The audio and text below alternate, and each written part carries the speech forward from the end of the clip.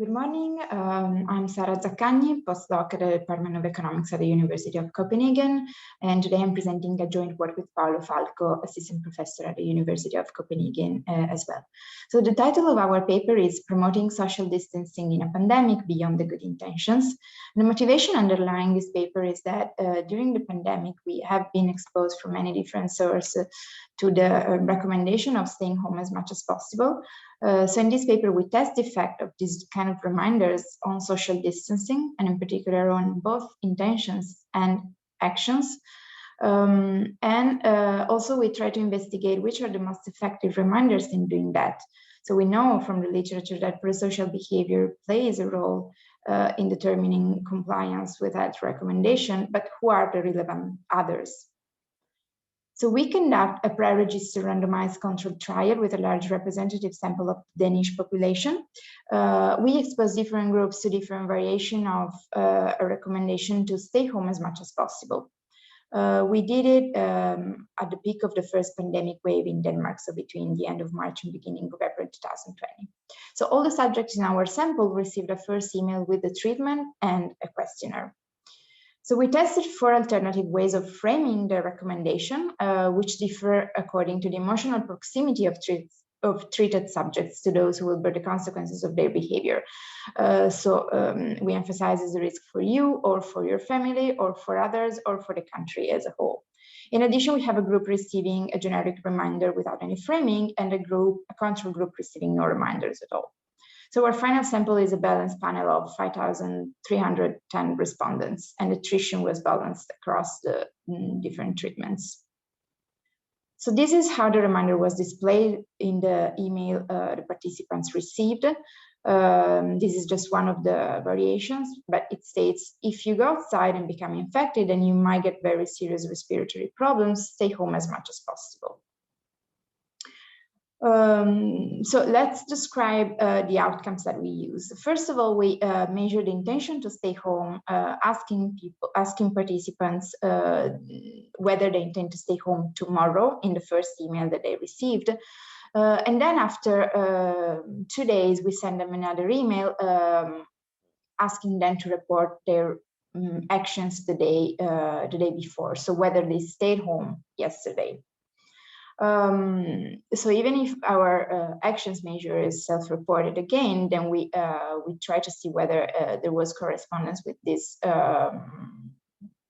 mobility measure that use mobile phone data, and we found some similar path. So let's talk about the results. We have 3 main results. The first one, I would say, is more descriptive results, but it's very interesting because it showed us 12% of respondents in our sample declared that they intend to stay home, but 42% of them do not follow their intentions.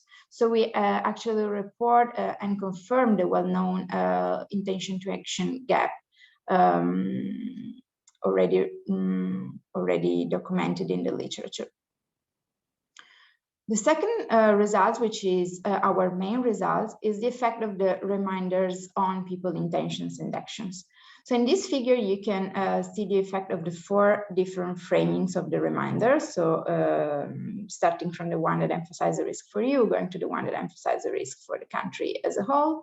The red bar represents the intentions, while the orange one represents the actions.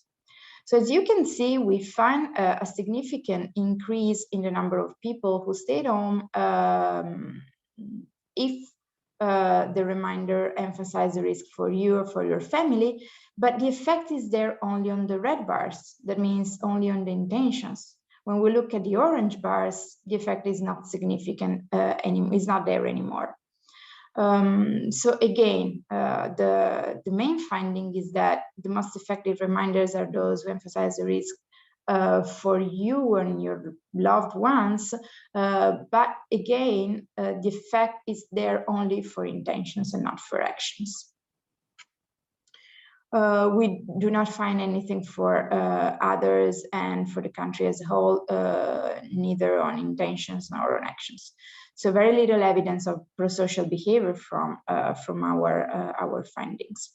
The third result that I would say is the positive note of our paper is that the effect on actions is there if we look at a specific subgroup of the population, which is those who are already in bad health conditions.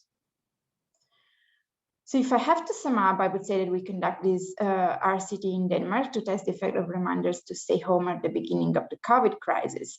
And we find that reminders significantly increase people's intentions to comply, but only if they're framed with respect to the consequences for the subject itself and his family.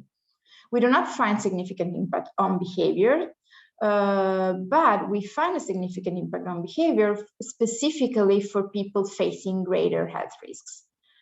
So thank you very much for this opportunity. I would be happy to, I left here some point of discussion. I would be happy to discuss further. So don't hesitate to reach me or Paolo if you have any questions. Thank you very much.